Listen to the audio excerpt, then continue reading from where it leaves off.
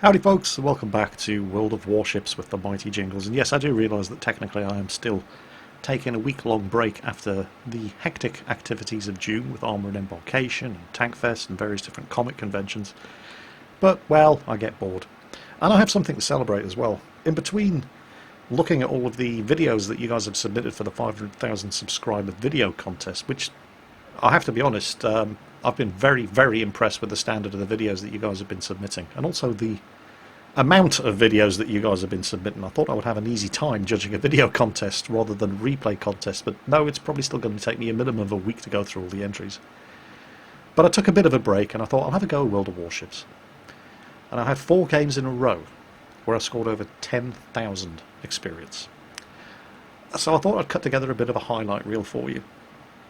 The first match was in the Farragut, the USS Farragut, American Tier 6 destroyer, and I really, really like this ship. I think it's probably my favourite ship in World of Warships at the moment. There's just something about the combination of speed, manoeuvrability and firepower.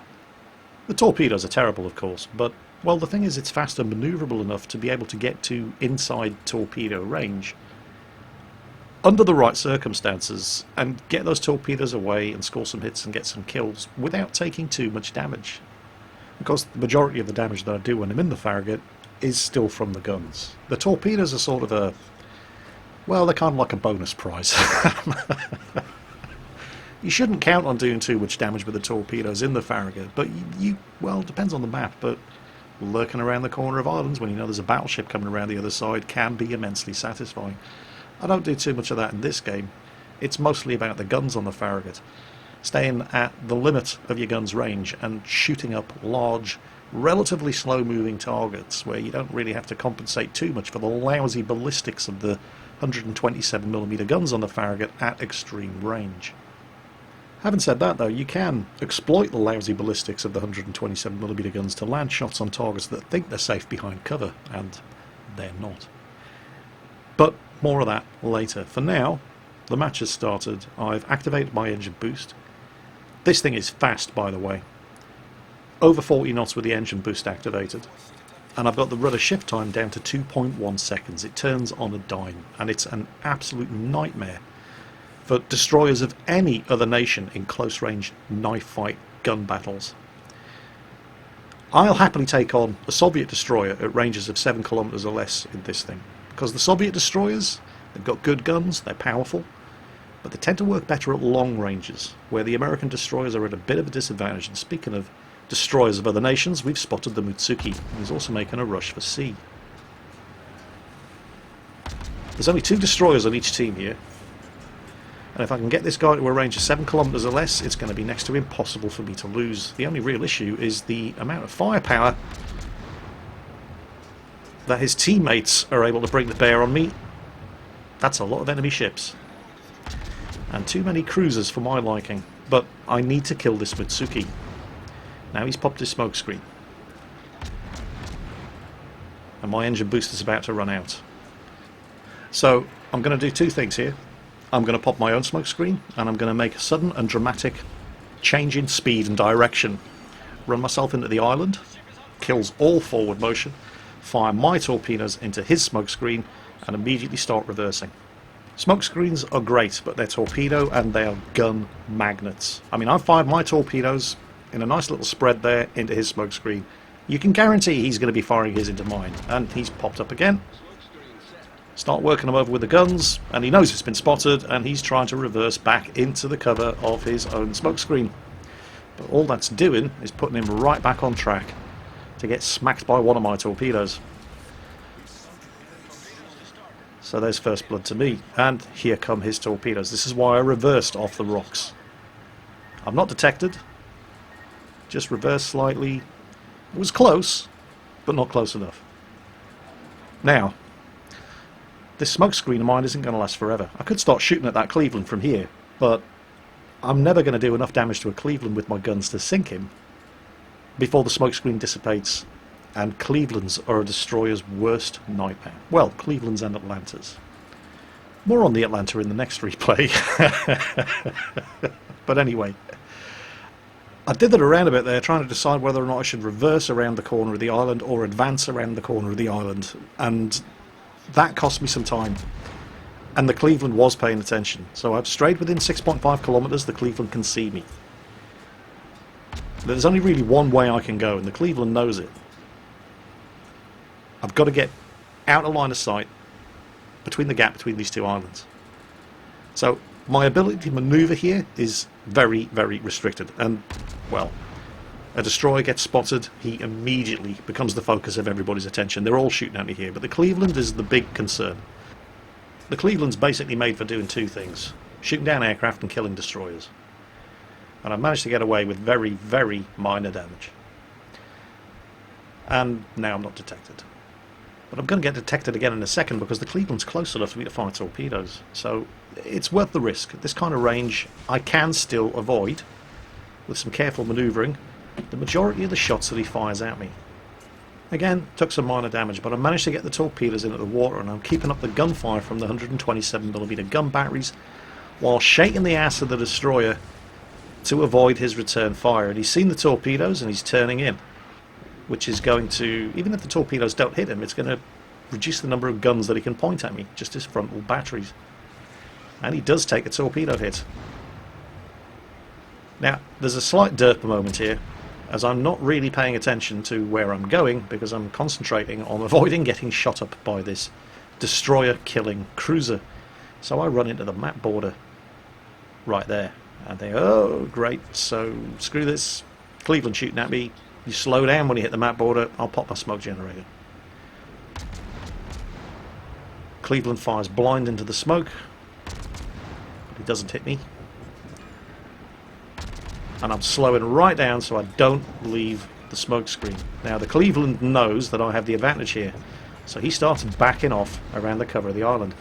Here's the thing: 127mm American destroyer guns at ranges in excess of about 7 kilometers, most of the shots that you fire are going to come just about straight down from above onto the target.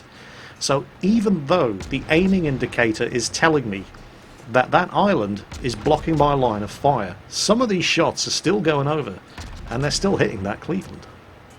For all the fact that a Soviet destroyer has good guns, at this kind of range you wouldn't be able to do this, because the guns, while they are more powerful, and their armor-piercing potential against a lightly armoured cruiser is very good, they just have a flatter firing arc, so I just wouldn't have been able to do that if I was in anything other than an American destroyer. Anyway, with the Mitsuki and the Cleveland dealt with, I can finally start having some fun with all of these enemy battleships. People often ask me which nation's destroyers I like the most.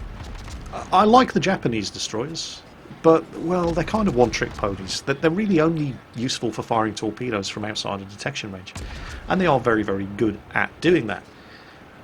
And there are enough bad World of Warships players out there who insist on sailing in straight lines and never varying their course and speed that you will be successful in a Japanese destroyer by doing just exactly that. But it's kind of boring.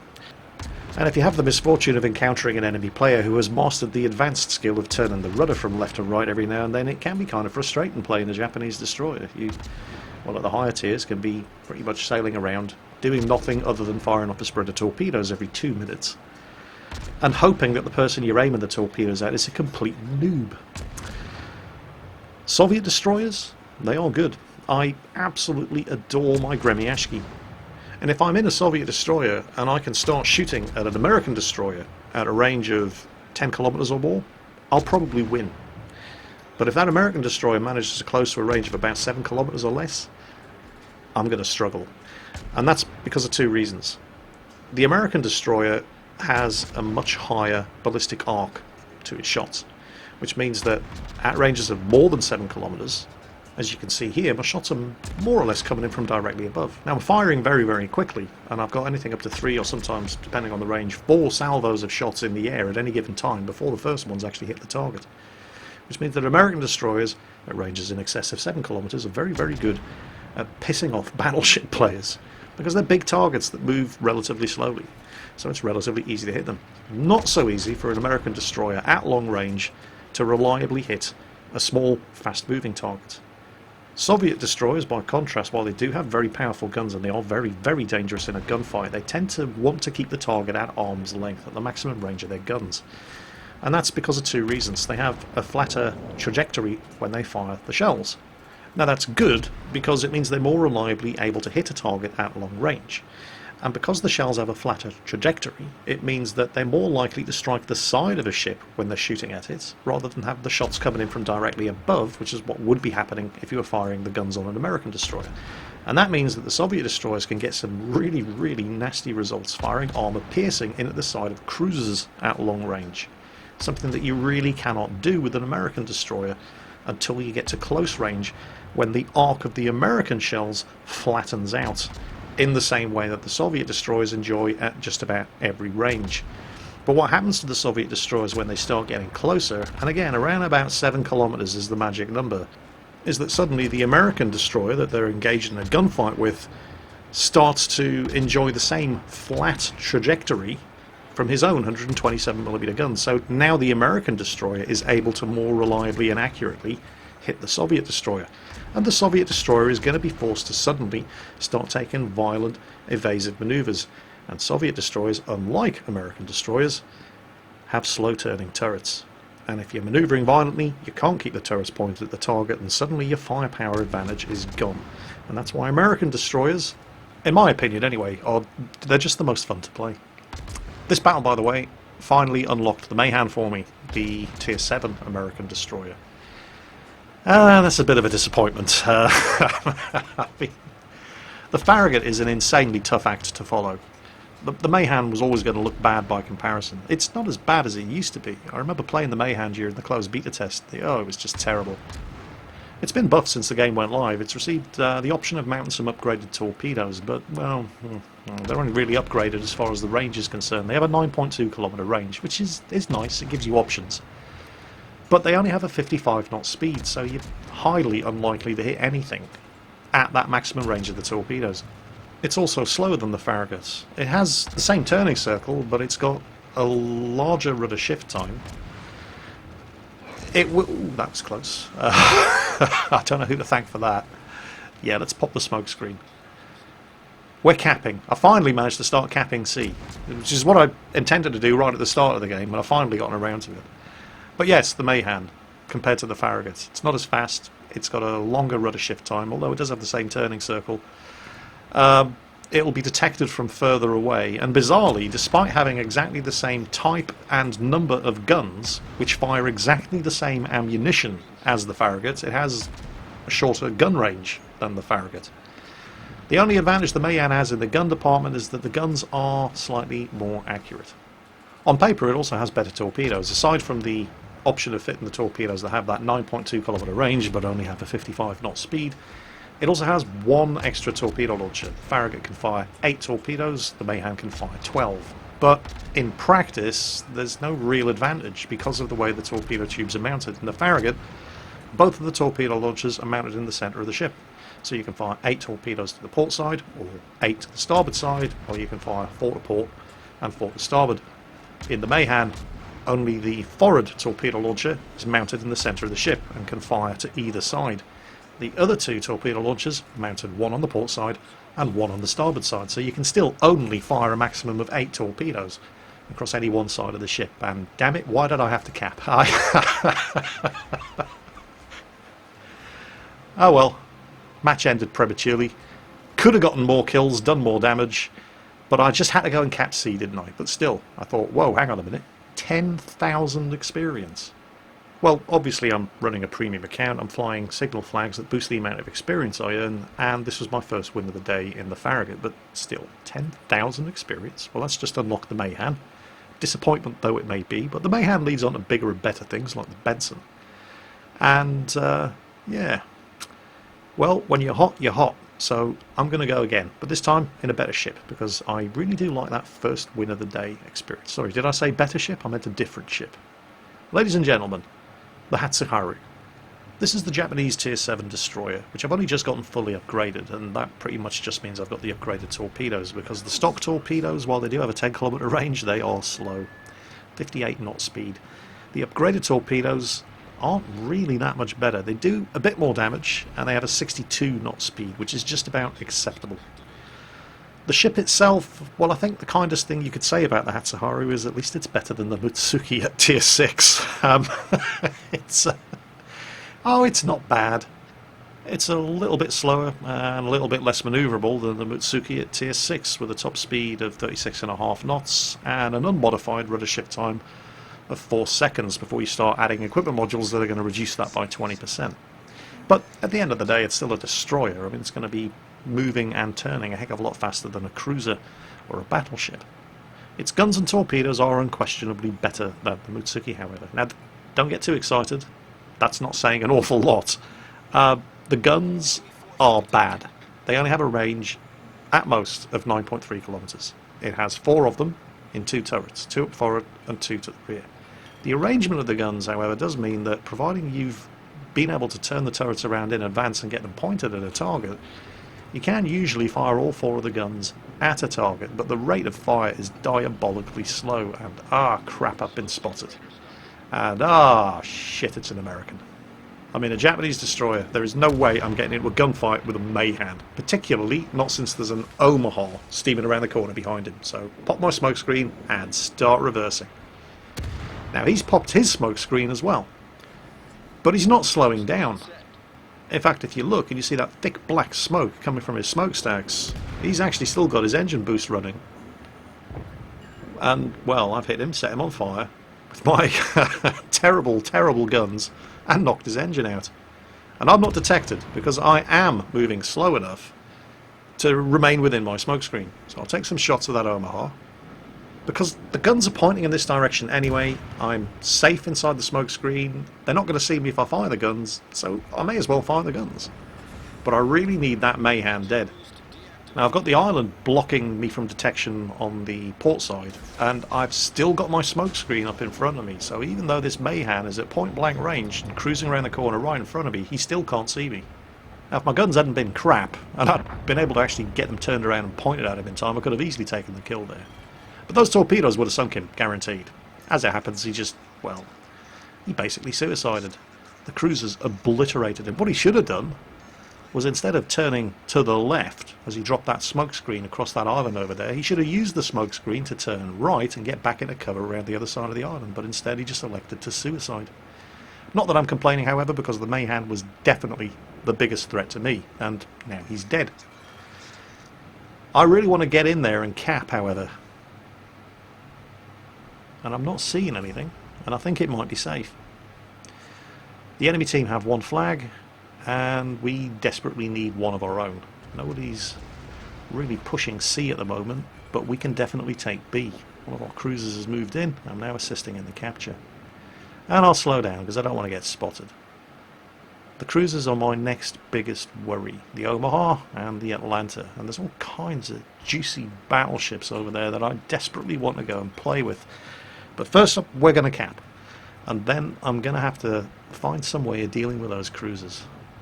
The Atlanta in particular is an absolute nightmare for any destroyer. Now I'll be spotted at a range of 6.5 kilometers, so I've got a bit of breathing space, and I need to hug the side of this island as much as possible so I don't stray inside detection range. Pop some torpedoes against the Omaha, and I'll pop some torpedoes against the Atlanta as well, and I should be able to skirt this island and stay undetected. And yep, it's pretty easy.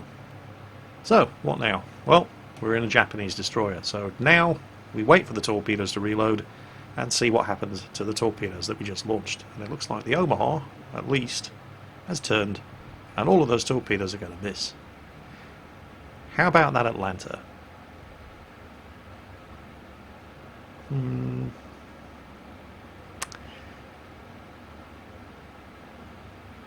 I realise that I do give battleship players a hard time for constantly sailing at the same course and speed and just making it easy for me when I'm in a destroyer. But that Atlanta really should have known better.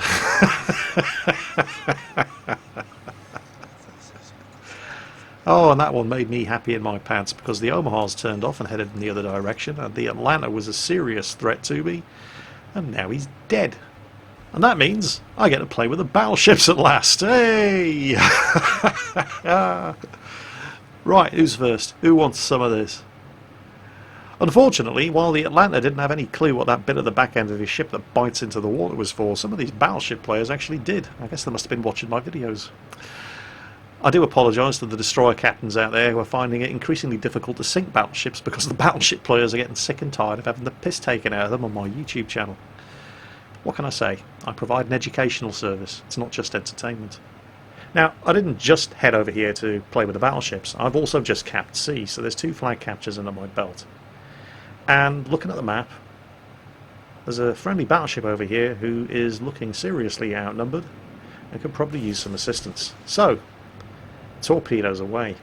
Again, I'm going for the Kirov because he's a cruiser and he's the biggest threat. And then some bloody battleship goes and citadels him just as I launch my second spread of torpedoes. So, alright, fair enough. Let's get the guns up. They're pointing in this direction anyway, and I've just fired all my torpedoes. There is nothing else I can do. He's on sufficiently low health that I might be able to kill him. I've set him on fire. He's not going to be happy with that, and he's used his damage control ability, which makes sense. You don't want to burn to death when you're on as low health as that. And this is entirely safe for me. I mean, firing has given my position away, but he's got much, much bigger problems than me. And he's dead. And so, any second now, I'm going to... There we go. No longer detected. How long do I have before I can fire my torpedoes again? Around about 20 seconds. Okay. Well, they've got a 10-kilometre range, so... Threat from the cruisers dealt with. Let's see if these battleship captains know what their rudders are for. New Mexico's closest, I'm going to go for him first. He's also retreating behind the cover of this island, so I could use the island in exactly the same way that an American destroyer captain would be forced to do. I could use the island to get really close to him and do a torpedo ambush on him as he comes around the other side of the island. But, well, I don't have to, because I only have a 6.5 kilometre detection range and I've got 10 kilometre range torpedoes, and he's in a battleship, so the chances of him actually, you know, varying his course and speed are fairly slim. So we're going to go for a long range shot. See what happens. Doesn't seem to be varying his course much. Torpedoes away. Great Scott! This guy knows how to avoid torpedoes! Well, that's just not fair. Right, okay, well, I'll fire some shots at this New York, and then I'll pop my smoke screen, wait for the torpedoes to reload, and have another go. Hey, you never know, he may actually be incompetent, and in fact just got lucky. Alright, this isn't fair. Who taught this guy to use his W and D keys? Alright, third time lucky. This time I am going to use that island to get to within detection range, fire the torpedoes, and then get the heck out of there, so I am going to be outside of detection range by the time he comes around the corner of the island and has a clear line of sight to me. This guy's either gotten lucky twice in a row, or what's more likely is he's not a blithering idiot, and he knows that if there are torpedoes being fired at you, that you need to adjust your course and speed every now and then, so I don't want him to spot me. He's closing in on our carrier. Carrier sent the dive bombers in, so hopefully his attention is going to be occupied elsewhere. Now at this kind of range, there's sufficient spread on the torpedoes that, well, most of them are probably going to miss. And in fact, I only hit him with one, but you'll notice he's not flying any signal flags.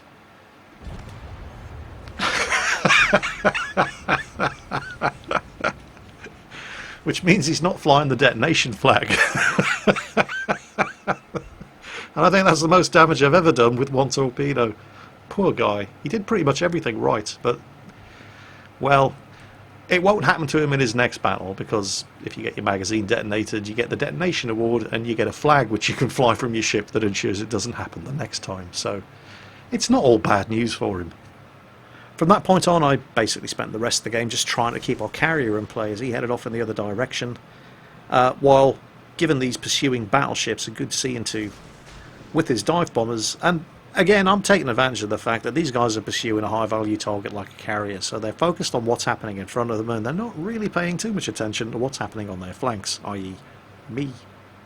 And that pretty much sums up the life of a Japanese destroyer captain. It's rarely exciting, except for when you're in serious trouble, but it is often amusing, and it's definitely profitable. Because this was the second game in the row where I managed to score over 10,000 experience, which was nice. Although I definitely have the New Mexico to thank for that. I don't think I've ever done that much damage with one torpedo hit. Poor guy. So, I'm on a bit of a roll. I thought, let's drop it down a couple of tiers. In fact, let's drop it down a lot of tiers. I'm going to take my Mikasa out for a stroll. It's the only Tier 2 battleship in the game, and it is diabolically bad. But like the TOG 2, I love it anyway. It does have one redeeming feature: lots and lots and lots and lots of secondary gun batteries, which, well, it doesn't really make up for the fact that the ship only has 4 guns in 2 turrets, so 2 guns up front, 2 guns to the rear. They have diabolically bad accuracy, although I was leaving a charmed light as far as the accuracy of the guns is concerned in this battle. What you're going to see is in no way representative of how these guns usually perform. But the funniest thing about the guns on the Mikasa is that, well, the ship will be detected from almost 3 kilometers further out than the guns are actually able to fire. That's right. So you have to brave enemy gunfire for anything up to 3 kilometers before you're able to actually start firing back at them. And it only travels at 18 knots. It is a hilariously bad ship. And that's why I've basically given up on the main battery guns, and instead I've stacked this thing with every piece of equipment and crew skill that will buff the efficiency of the secondaries. And did that Wakataki seriously just pop his smokescreen the second the game started? Right, I was going to head in that direction, but that guy, I'm keeping my distance from him. I don't trust him. Maybe his finger slipped, maybe he was going for his engine boost and he activated his smokescreen anyway, but I don't know, so I'm just going to assume he's incompetent and stay the hell away from him. And here it comes. These guys are out of range. I can't shoot at them, and they're all shooting at me. That is a Bogatir. That's the Tier 3 cruiser, and you know what that thing is like. And I have high explosive loaded because I like to take my Mikasa out hunting destroyers, which is what made that all the more surprising. Although it was probably more surprising for him than it was for me. That was a high explosive penetration of a Tier 3 cruiser that detonated his magazine and got me a devastating strike, the first blood, and as some small consolation to him, got him the detonation award. I suspect he'd rather not. So that was nice. So, emboldened by my initial success and having spotted an enemy destroyer, I thought, screw it, what's the worst that can happen? Turned the ship around and headed at full speed, which is only 18 knots, straight into the teeth of the enemy destroyers. And I suspect they probably didn't see this one coming, because what kind of madman goes hunting for destroyers in a battleship? This one does.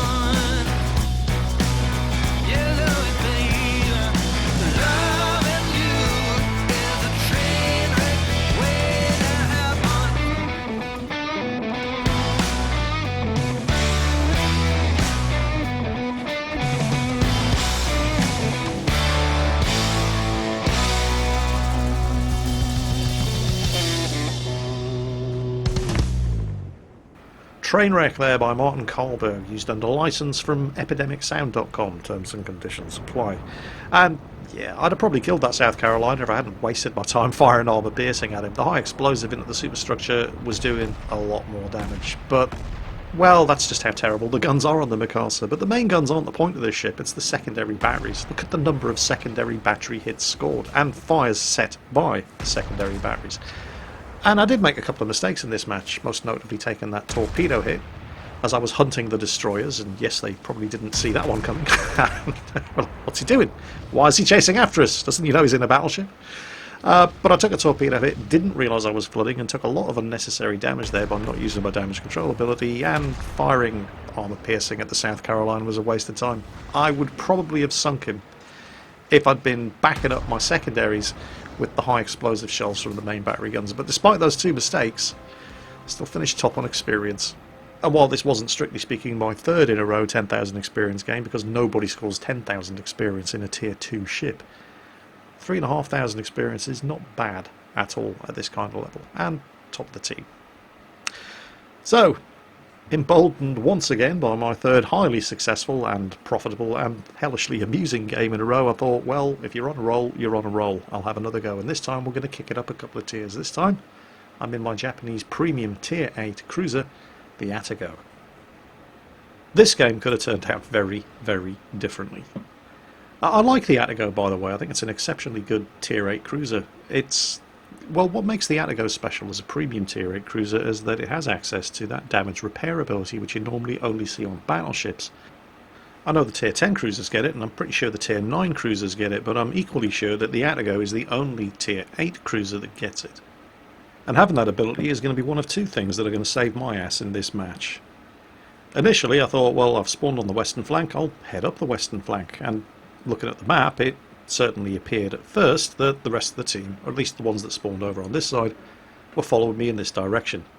But it only looked like they were following me in this direction. The other cruiser that spawned over here with me peeled off to head over and attempt to cap A, which is fair enough. The three battleships that spawned over here with me were each competing to see who could travel the least distance from the spawn point at the start of the match, which meant that, well, it was understandable that the other cruiser peeled off to head and contest the A point, but that didn't do me any good over here, suddenly alone in front of all of these big-ass enemy ships. And that Hipper was a very, very good shot. Try as I might to shake this guy, he consistently managed to land accurate, damaging hits against me. The battleships over there with him, not so much, but this Hipper, he was good. So I spend the next couple of minutes avoiding fire from this Hipper and recovering some of my health, and basically coming back all the way I came, and then finally managed to escape detection, which means that this Fuso, who has moved up, is now becoming the focus of fire of all of these enemy ships. But you see the warning that just popped up that the Cyclone is moving in, and visibility when that Cyclone hits is going to be reduced to a maximum of 8 kilometers. Now that's going to come too late to save the Fuso, who was counting on it to protect him from the battering that he's receiving at the hands of these enemy battleships, and that Hipper as well. But I'm going to be able to take advantage of that. So, the Cyclone's closed in, visibility has been reduced to a maximum of 8 kilometers. It was too late to save the Fuso, he's been sunk. But I've managed to hook up with this North Carolina Tier 8 battleship. And now it's just a question of hoping that your guns are pointed in the right direction when the enemy ships pop up into view at point blank range, and get that armour piercing loaded, because I suspect that Hipper is going to be first. Nothing spotted. Nothing spotted. I've been detected. Bang! There he is. Guns! It's not a great angle. And he is, of course, shooting at me first rather than the North Carolina. And, hell, why not? He's able to do more damage to me with his armour piercing. Although not from this angle.